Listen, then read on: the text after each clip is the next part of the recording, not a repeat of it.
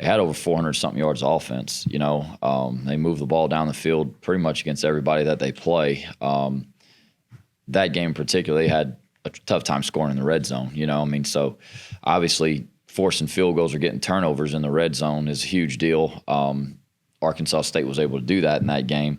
Some of these other games are not, and they're getting down there. They're moving the ball in every game. I think they run it really well. They use their quarterback, who I think is one of the really good young players in this league. 2 weeks in a row, you're kind of facing, 3 weeks in a row, you're facing similar types of guys that are really good athletes. I think they use him a little bit differently than some of the other teams. To play to his strengths, they run the ball really well, really effectively. They hide it with a lot of window dressing to kind of test your eye discipline.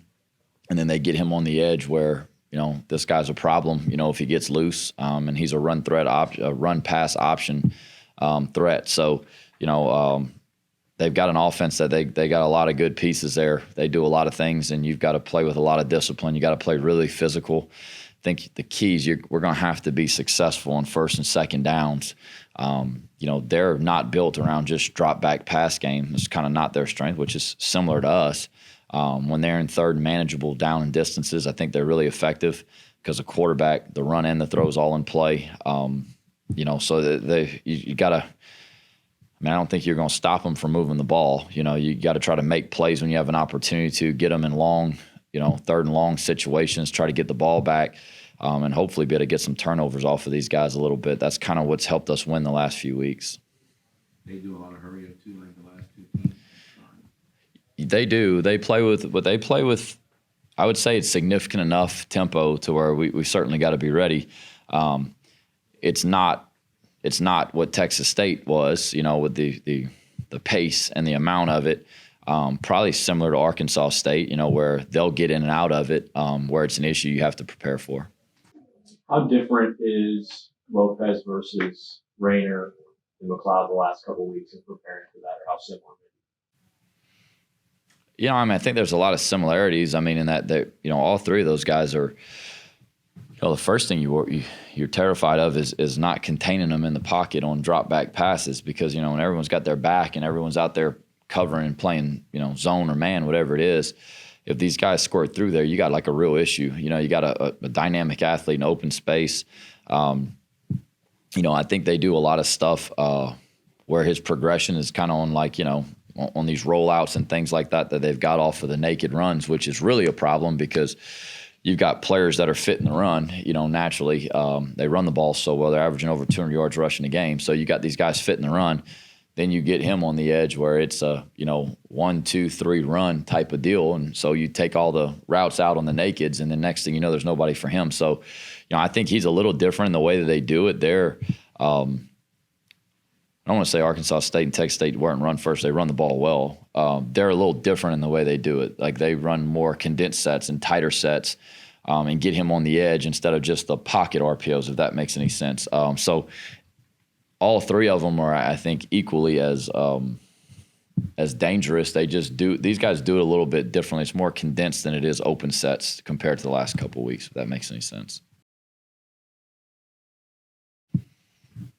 No, I don't think so. It's,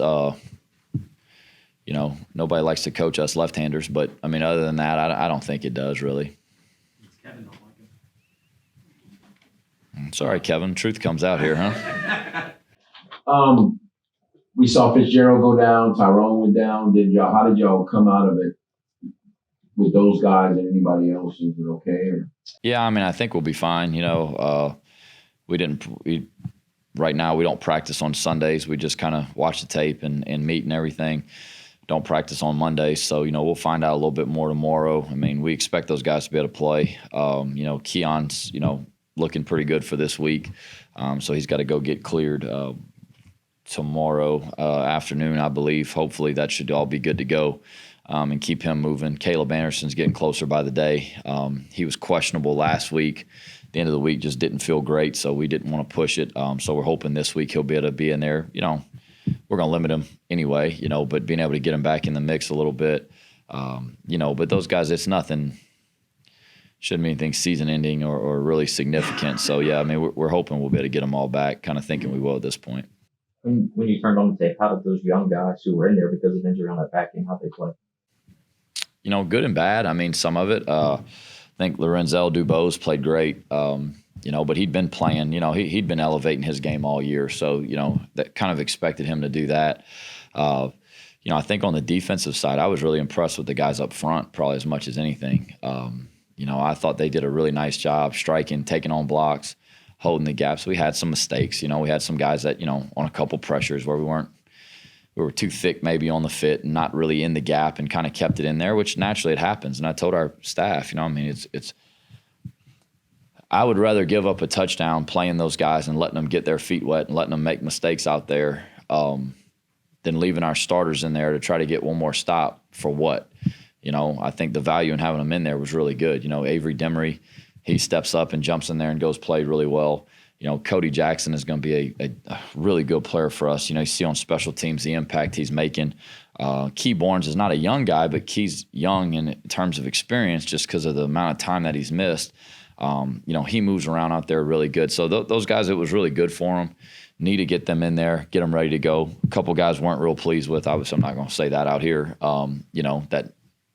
They'd been working for an opportunity and they didn't play very well. So, talk about it a lot. That's the way it works, right? You work really hard for an opportunity, you got to perform, and if not, then we got to try to figure out another option there. So, for those guys that are getting that time at the end of the game, their time's coming sooner than later, and that's the urgency that we expect them to prepare with. And if you don't do that, then we got to start preparing somebody else because, not to get ahead of it, but this team is not going to be this team for much longer. You're about to lose some great seniors in a couple of weeks here. About a month, right? So we got to start preparing these guys to understand that their time is coming, and hopefully it's after all that. But you never know in this game. So there was value in getting those guys in there. Was pleased with the way most of them played.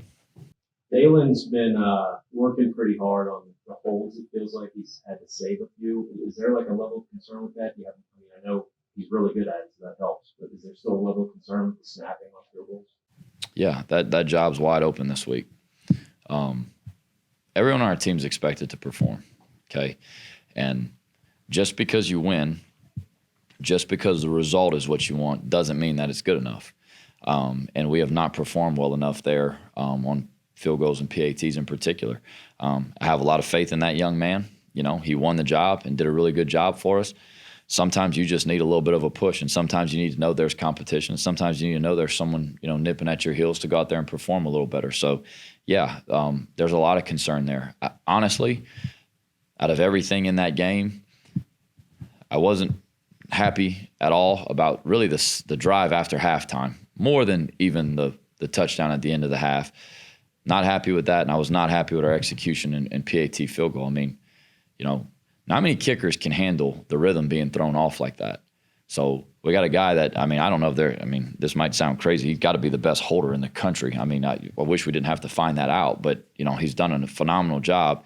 And then we've got a kicker that, has really just, that's hard to do. That's rhythm and timing. That's a hard thing to do. And it can't be because one guy is not performing the way that he's capable of performing and has performed. So, yeah, that is an issue. We're going to open that thing up. We're going to make him compete this week. I expect Hunter to go out there and go compete his tail off and try to keep that job.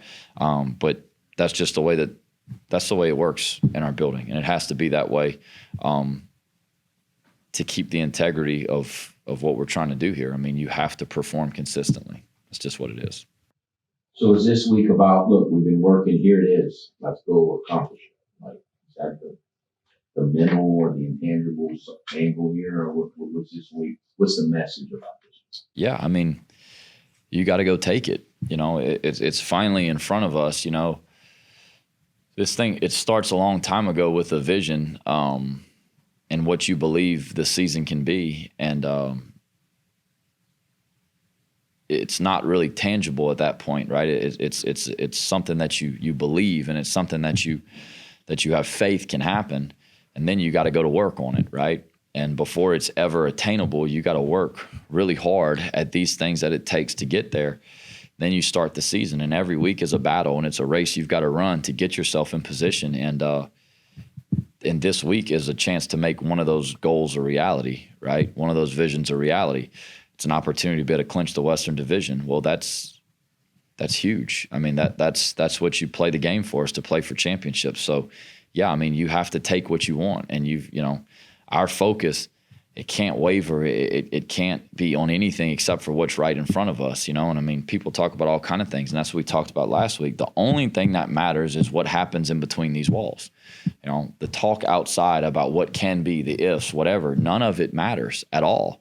Because if we don't take care of this game, then you're still in the same position. So, we need to prepare really well, because this is something we've worked really hard for. I think when you have an opportunity to go and do something like this and accomplish a major goal that you have, you got to prepare with a different type of urgency. And if we do like we did last week, we'll play really well. And I have 100% confidence we'll find a way to win the game. If any of that's lacking, well, you leave some things to chance on Saturday.